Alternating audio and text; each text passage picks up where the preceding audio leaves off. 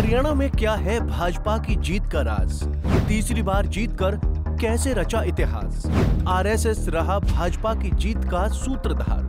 कांग्रेस पचा नहीं पा रही ये करारी हार। वो हरियाणा जहां भाजपा की सरकार से किसान नाराज थे, वो हरियाणा जहां भाजपा के राज में पहलवानों का आंदोलन हुआ, वो हरियाणा जहां नौजवानों और सरपंचों से लेकर कर्मचारी तक महीनों महीनों हड़ताल पर रहे। आखिर उस हरियाणा में भाजपा ने 48 सीटें जीतकर कैसे इतिहास रच दिया? इन तमाम सवालों को लेकर राजनीतिक गलियारों में चर्चाओं का माहौल गर्म है।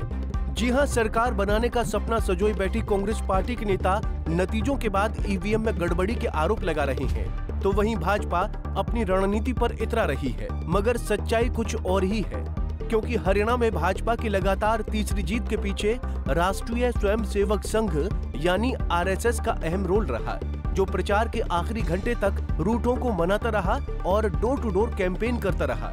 सबसे पहले आरएसएस ने कराया हरियाणा में सर्वे। साल 2023 में जब हरियाणा के मुख्यमंत्री मनोहर लाल खट्टर हुआ करते थे, उस वक्त सितंबर महीने में आरएसएस ने हरियाणा में एक सर्वे कराया। उस सर्वे में सामने आया कि लोग मनोहर लाल खट्टर के नेतृत्व वाली सरकार से बेहद नाराज हैं। सर्वे में नेतृत्व बदलने की मांग भी उठी, जिसके बाद आरएसएस के दबाव में ही मार्च 2024 में मनोहर लाल खट्टर को सीएम पद से हटाकर नायब सिंह सैनी को नया मुख्यमंत्री बनाया गया। इसके बाद भाजपा ने जमीनी कार्यकर्ताओं की नाराजगी दूर करने के लिए आरएसएस से मदद मांगी और तभी से आरएसएस के कार्यकर्ता हरियाणा में भाजपा के लिए जीत की पिच तैयार करने में जुट गए थे। लोकसभा में 5 सीटें हारने के बाद गंभीरता से मंथन। लोकसभा चुनाव में कांग्रेस से 5 सीटें हारने के बाद आरएसएस हरकत में आया और भाजपा नेतृत्व को जमीनी स्तर के कार्यकर्ताओं को सक्रिय करने के लिए कहा।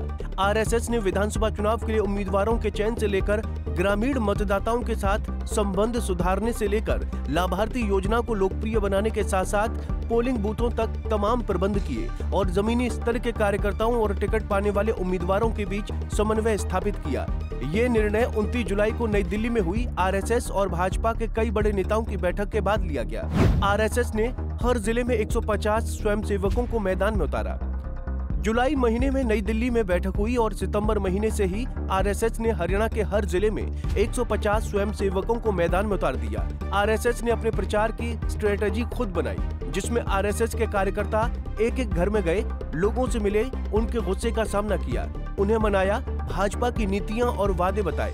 और इस दौरान खास बात ये रही कि आरएसएस के कार्यकर्ता लोगों को ये समझाने में कामयाब रहे कि अब की बार घरों से निकलकर वोट जरूर देना है। आरएसएस के पास प्लान बी भी तैयार था। हरियाणा में चुनाव आचार संहिता लगने के बाद से ही आरएसएस लगातार चौपाल और बैठकें कर रहा था। आखिरी के 8 दिन चौपालों और बैठकों से ज्यादा तरहीज आरएसएस ने डोर टू डोर कैंपेन को दी। आरएसएस ने चुनाव में प्लान ए और बी दोनों तैयार कर लिए थे। प्लान ए के तहत आरएसएस की पूरी कोशिश थी कि बहुमत के साथ सरकार बनाई जाए, लेकिन आरएसएस ने प्लान बी भी तैयार कर लिया था, जिसमें जोड़ तोड़कर भी सरकार बनाने का पूरा फॉर्मूला तैयार हो गया था। उपलब्धियों के साथ हुड्डा राज को याद दिलाया। आरएसएस के जानकारों के मुताबिक हरियाणा में कैंपेन के दौरान स्वयंसेवक संघ के कार्यकर्ताओं ने पिछले 10 साल की उपलब्धियां भी लोगों के सामने रखी और ये भी बताया कि अगर गलत सरकार चुनी तो क्या होगा। सूत्रों की माने तो आरएसएस ने जमीनी स्तर पर नूह में हुए दंगों का भी मुद्दा लोगों के सामने रखा और उन्हें बताया कि अगर भाजपा सत्ता में आई तो पूरे हरियाणा में मेवातियों का शासन होगा और आंतरिक सुरक्षा को खतरा भी हो सकता है। सरकार की उपलब्धियों के साथ साथ राष्ट्रवाद के नेशनल और लोकल मुद्दों को लेकर आरएसएस के कार्यकर्ता महज 8 दिनों में मतदाताओं के बड़े हिस्से तक पहुंचने में कामयाब रहे, जिसके बाद हरियाणा में भाजपा की लगातार तीसरी जीत का रास्ता बन पाया। खट्टर की फोटो तक हटाई, नायाब को मुखिया बताया। हरियाणा में भाजपा के नए मुख्यमंत्री नायब सिंह सैनी के बनने के बाद भी खट्टर को ही सुपर सीएम कहा जाने लगा था। इसके पीछे भी कई वजह थी। दरअसल नायब सैनी भी खट्टर को अपना गुरु कहते थे और उनसे सीखने की बातें किया करते थे। नई सरकार के गठन के बाद भी काफी दिनों तक खट्टर और सैनी एक साथ ही कार्यक्रमों में नजर आते रहे और कई बार तो नायब सैनी ने खट्टर को ही सीएम कह दिया था, जिसके बाद खट्टर को ही सुपर सीएम कहा जाने लगा था। आरएसएस के सर्वे में सामने आया कि चुनाव में खट्टर के सुपर सीएम होने का मैसेज भी भाजपा को नुकसान पहुंचा रहा है। ऐसे में आरएसएस की दखल के बाद भाजपा ने प्रचार के आखिरी दिनों में न केवल पोस्टरों से खट्टर की फोटो हटा दी, बल्कि केंद्रीय नेतृत्व से ये मैसेज भी दिलवाया कि नायब सिंह ही मुखिया हैं और हरियाणा की कमान भी उन्हीं के हाथों में है। इन 5 मोर्चों पर 1 महीने तक एक्टिव रहा आरएसएस।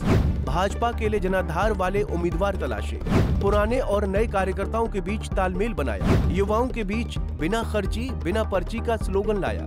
नायब सिंह सैनी पारंपरिक वोटरों के बीच पहुंचे, अफसरों से नाराज कार्यकर्ताओं को नए सीएम ने मनाया। यानी ये कहना गलत नहीं होगा कि आरएसएस न होता तो हरियाणा में भाजपा की जीत न होती। आरएसएस और भाजपा ने मिलकर पूरी रणनीति के तहत जमीनी स्तर पर काम किया और हरियाणा में बीजेपी का फॉर्मूला तीसरी बार हिट हो गया। भाजपा और आरएसएस ने एकजुट कैंपेन के जरिए जाट वर्सेस नॉन जाट की राजनीति में गैर जाटों को इकट्ठा कर लिया। वहीं जाटों के गढ़ में भी 7 नई सीटें जीत ली। बहरहाल हरियाणा के 57 साल के इतिहास में भाजपा इकलौती पार्टी बनी है जिसने लगातार तीसरी बार जीत हासिल की है। वहीं सत्ता में आने का सपना देख रही कांग्रेस के हाथ एक बार फिर से निराशा हाथ लगी है। Bureau report, Punjab Kesari TV. हमसे जुड़े रहने के लिए हमारे YouTube चैनल को सब्सक्राइब करें और नई वीडियो की नोटिफिकेशन के लिए बेल आइकॉन को दबाएं। अगर आप ये वीडियो Facebook पर देख रहे हैं तो लाइक जरूर करें और ज्यादा से ज्यादा शेयर करें। धन्यवाद।